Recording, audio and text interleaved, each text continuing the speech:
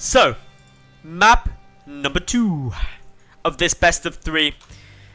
Game 1 was sweet. I really liked it. It was a longer game. We've had a lot of quick games so far today. And that's always going to be the way in earlier brackets. People wanting to try and take quick wins. But game number 1, I'd actually say these two were pretty equal in terms of skill. And it really was a back and forth game. Very close throughout. But let's introduce them.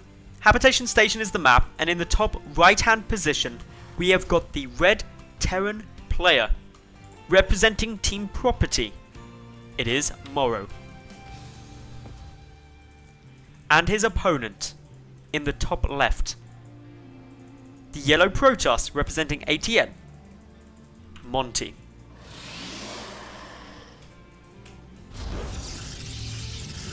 So, game 1. Let me recap it for anyone who has a poor memory. We saw MorroW start off with a couple of Reapers and then go full mech mode. He defended some early DTs from Monty pretty easy thanks to a great scout and from his Widowmine drop. But all in all, he waited it out, dealt with some multi-prong attack, lost bases, but just waited it out, and then eventually had everything that he needed, and Monty lost the game. Monty, though, responded right. He got tons of Immortals in the mid-game until the Ghost started EMPing them all to death. He then went Tempest, but unfortunately didn't have anything to protect them from those mean Vikings. So the Vikings were eventually won out. Tough game 1 though. Game number 2. Gonna be interesting to see if they go for similar strategies or if they're gonna mix things up. Mech against Protoss isn't super common by any means, so I'm excited to see what they're going to be doing. For the moment, Monty opening very standard, but there isn't too many crazy things a Protoss player can do. Sure, there could have been proxies or something like that, but as standard plays go, this is most of it. I love this Reaper suddenly coming back and just being like, oh, yeah, proxies, I should probably check for those. So make sure nothing sneaky happening, which is good. Yes, if you already saw that, okay, yeah, Nexus is coming down, so he knows it's not like a proxy 2 gate or something like that. But instead, just being aware in case any proxy Stargates or something could be coming down. And a Stargate build is really quite common on this map. This pylon to the edge of Monty's main isn't just there to get early warning of medevacs coming in, but it's also there as a great location for a Stargate, because it makes the rush distance insanely fast. And that's exactly what we're going to be seeing here from Monty. Now I want to touch on the fact that MorroW did some great stuff game 1 to defend against that. He had the bunker at the front, but he also kept 6 Marines in his mineral line of the main very early. He got a Widowmine out to make sure the natural was definitely safe. And yeah, going to be really interesting to see if an Oracle, if it is an Oracle, can do much. May not definitely be an Oracle, but generally against Terran, that is the most common thing you see. So got to keep it close to the line, just in case it isn't. Factory once more coming down here from MorroW. Gonna be doing everything that he can to, well, continue on the path that he's treading. The Oracle is on its way out for Monty.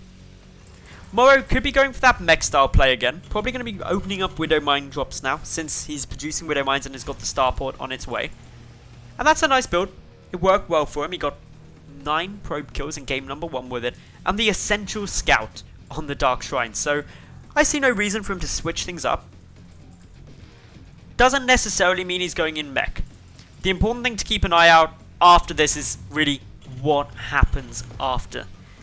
If more barracks come down, it's going to be a more standard bio composition.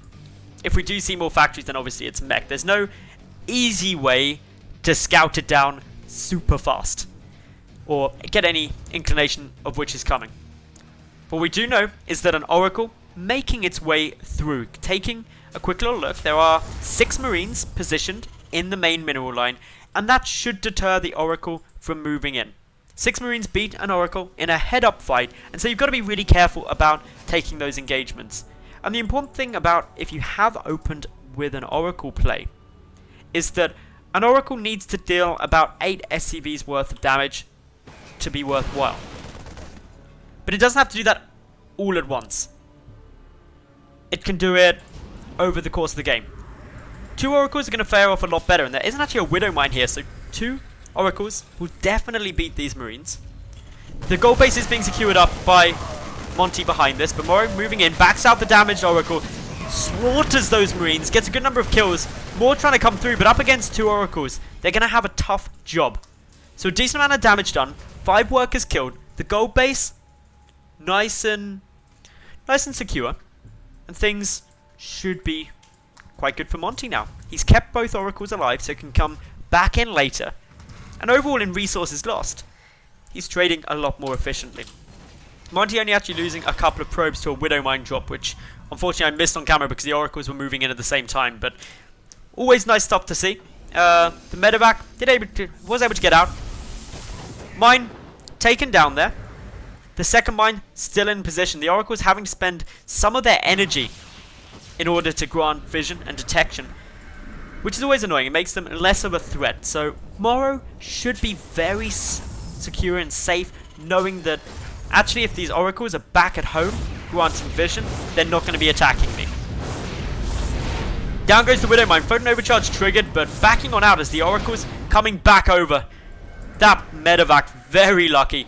Ooh, bit of a miss right here, the probes. Okay, they have realized. Go back home, go back to mining. Don't go on an adventure with the Oracles. 5 additional gates coming through. And with this gold-based mineral income, Monty can produce a hell of a lot of stuff. MorroW switching things up this game, going back into a biocomposition.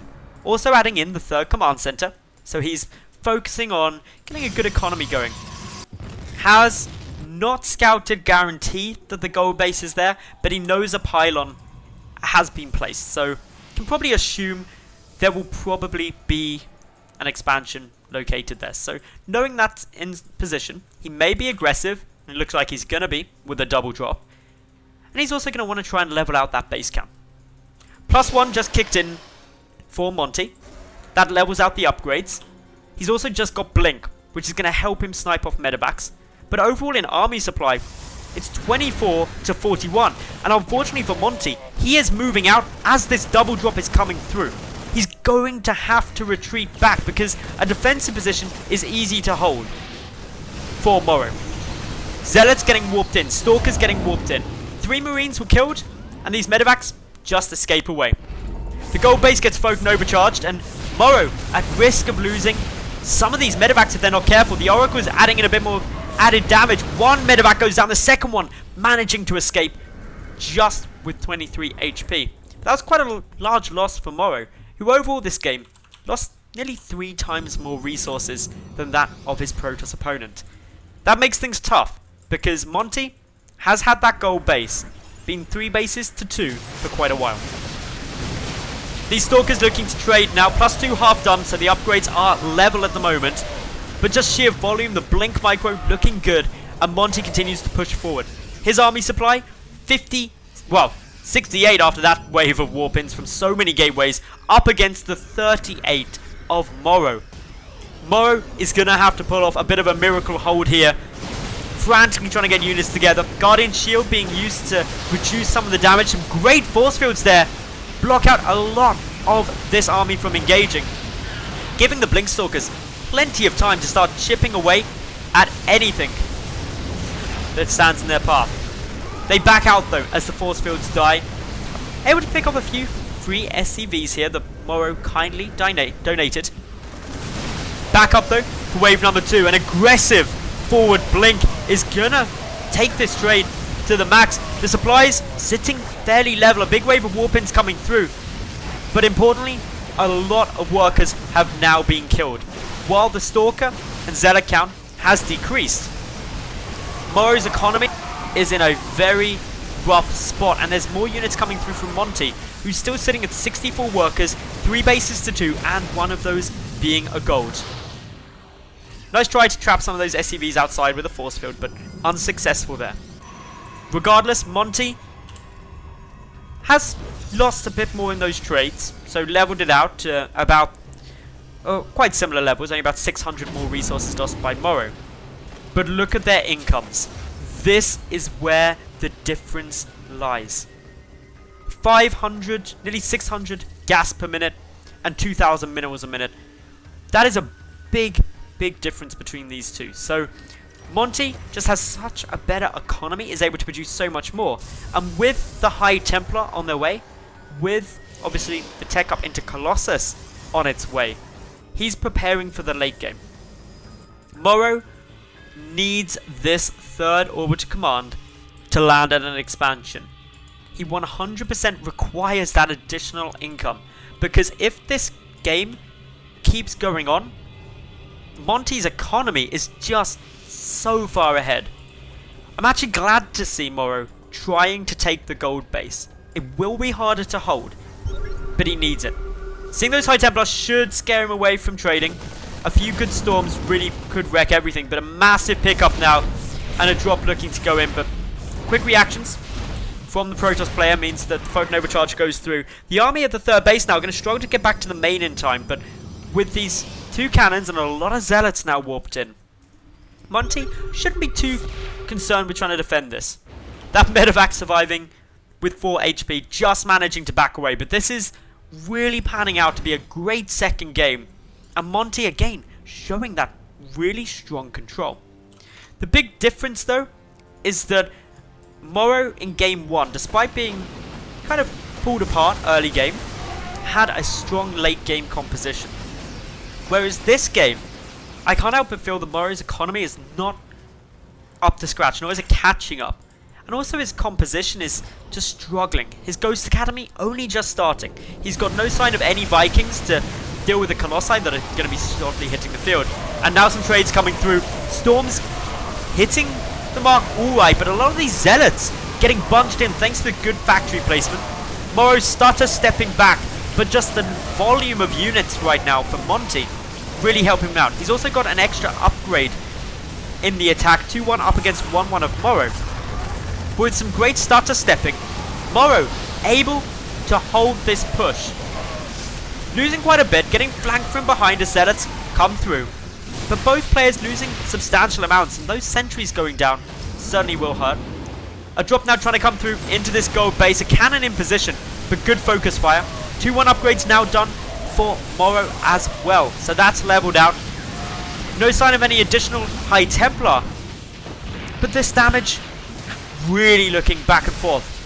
MorroW doing a good job of trying to keep this all going, keeping things and the pressure on, preventing the Protoss player from trying to get enough out. Has Monty just gone too hard, trying to rush out a big sizable force? And this lack of AoE, is it going to punish him? MorroW now moving up into the main base, into the gold base, dealing a lot of damage. Sure, it's nearly mined out, but a substantial number of probes now getting picked off. The medevacs allowing for the fast retreat, and the Colossi seen early. So, Vikings now in production. The Viking count not going to be raising that quickly, because only a single starport. I'd like to see more, but the problem is the factory was landed to help MorroW survive nice and early, or a little while ago, but that means he can't produce any more starports until his factory has been remade. That's a problem for him. So double refinery coming down at this gold base now. Gonna be seeing a fourth trying to get made, but these Zealots may have something to say about that. Jumping right on top of it. Quad drop heading into the main base now of Monty. One medevac did get picked off. The majority of the units getting out though. This is going to pick off a fair few pylons. The Templar Archives also going to fall.